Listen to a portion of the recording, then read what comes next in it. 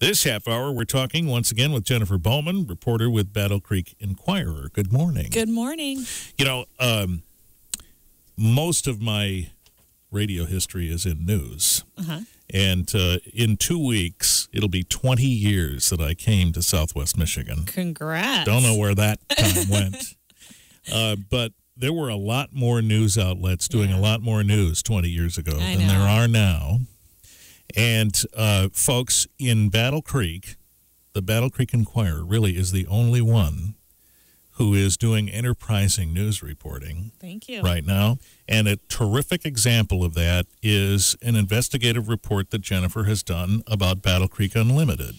Now, what does that mean? Well, it means that not only are you looking in and digging into things, which is what the media is supposed to do, but you put some of your own money into this at Battle Creek Enquirer to do it. Explain what you did.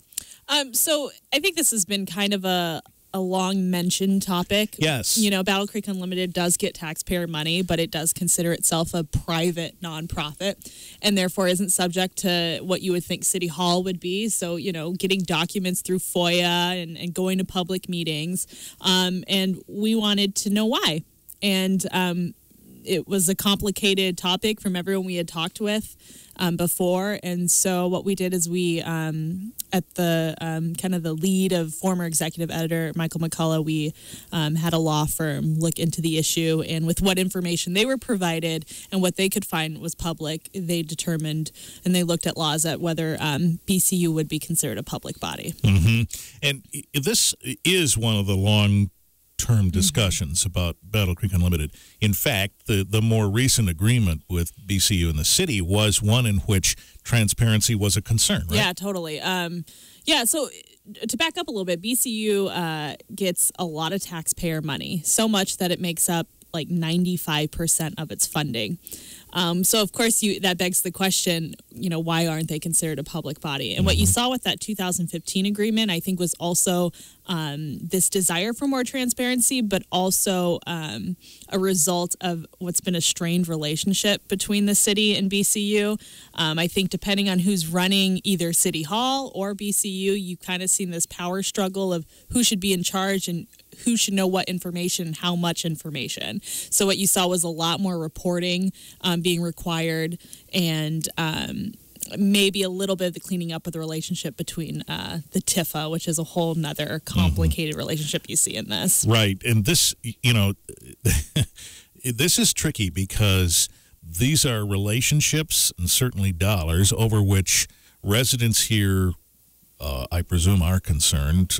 I would say they should be concerned, but yet you talk about TIFA and this and that, and people start to glaze over, right. and we're talking about millions of bucks here. Yeah.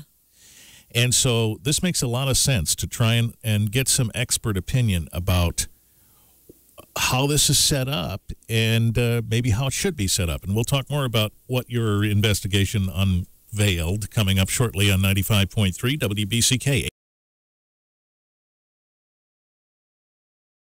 95.3 WBCK.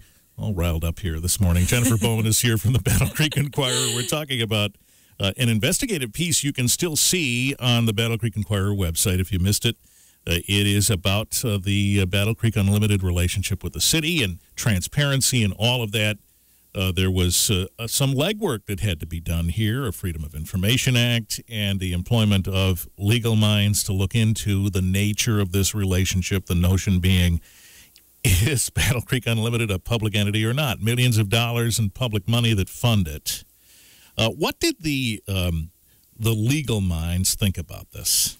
So the firm found that it looked at 3 different types of laws looking at whether it was a public body and basically found that no, Battle Creek Unlimited is not considered a public body as it stands right now. Now, consider that is based on what information was provided to them. There are also plenty of follow-up questions that kind of need to be discussed. But one central issue was that Battle Creek Unlimited, when it was created way back in 1971, well, maybe way back for some people, not so way back for others. That was a good year. Tells you what year I was born.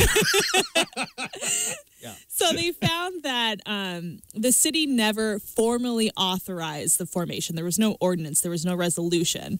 And also complicating the issue is that these laws were put in place after BCU was created. Mm-hmm. So, City Attorney Jill Steele, she argues in the article that I wrote that there was no guideline, to do this, but she says that the intent shows that the intent was there, that had there been some law, some guideline that they needed to formally create them through a resolution or an ordinance, she's pretty confident that the city would do that.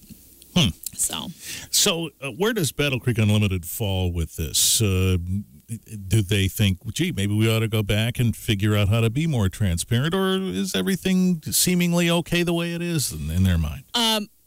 Being a private nonprofit plays to an advantage. Not only that, you just don't have to disclose information. I mean, being a public body, you're held to a certain standard, and there are a lot of things that you have to disclose, period. I mean, imagine you having to open up your email. Mm-hmm. Of course, you probably don't take taxpayer money, and so that's the argument there. But right. There's also an advantage that they often talk about when it comes to economic development. They say we can't be disclosing who we're talking to, who we're trying to recruit, all our strategies, so that, Fort Wayne, Indiana, which is the name, for some reason, the city that's often thrown out there, knows what we're doing. So there's an advantage when it comes to competition. And to BCU's credit, they've got Fort Custer, and that's where you're seeing the job growth. You can talk about, the issues with temporary jobs and living wages and all that, but when you see job growth, it's happening out there in the fort, and that was created by BCU. I mean, there was a lot of work put into this international attraction of jobs, and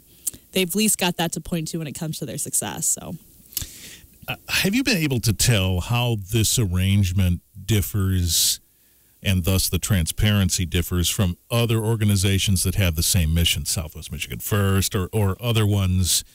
Have you made any of those comparisons? I think it's not uncommon for economic development organizations to receive taxpayer money, for them to receive 95% of it to make up their budget. Big chunk. Not common. Mm-hmm. What was interesting with the lawyers is they looked into the Michigan Economic Development Corporation Act. And BC is very similar to those that fall under that. And the only difference basically is that they weren't formally created by the city. And therefore they're not considered, because if they fell under that act, then they would be subject to these sunshine laws. Mm-hmm. So. Very interesting. Jennifer Bowman's here from the Battle Creek Enquirer. We're talking about Battle Creek Unlimited and an investigative piece that she published not long ago. We'll talk more about that here in a second.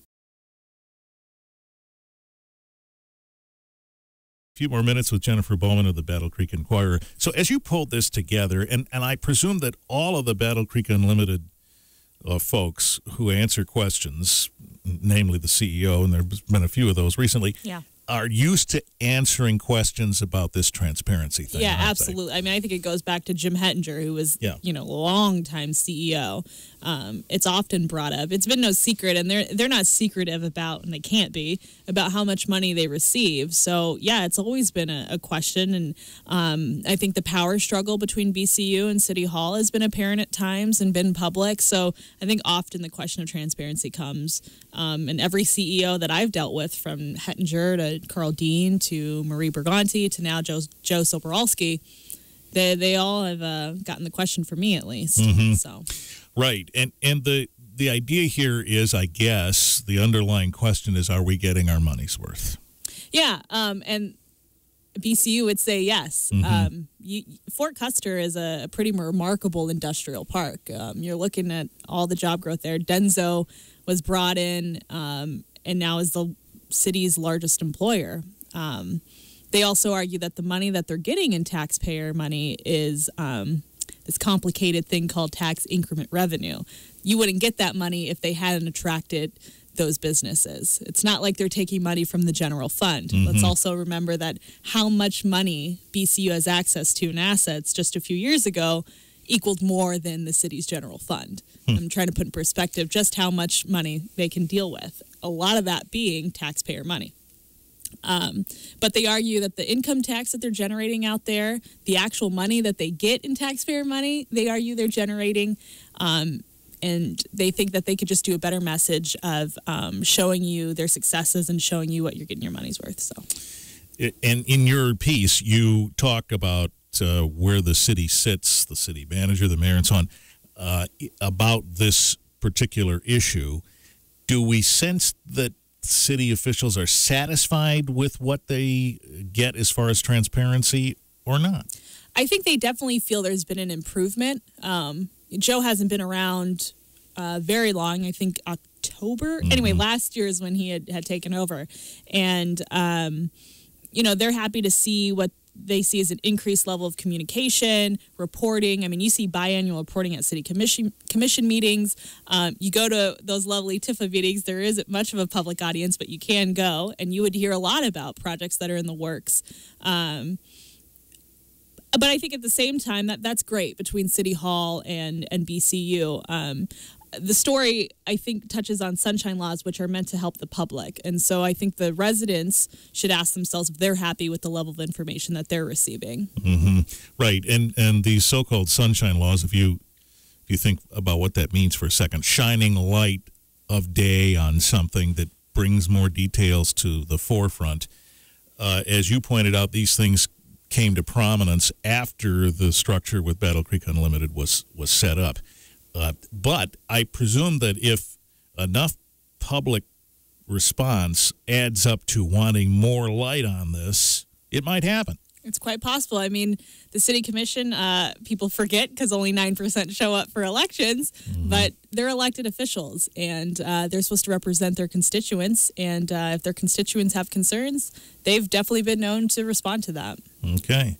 So in this particular investigative piece, is there more to this that you expect to talk about, or did you get what you wanted out of it?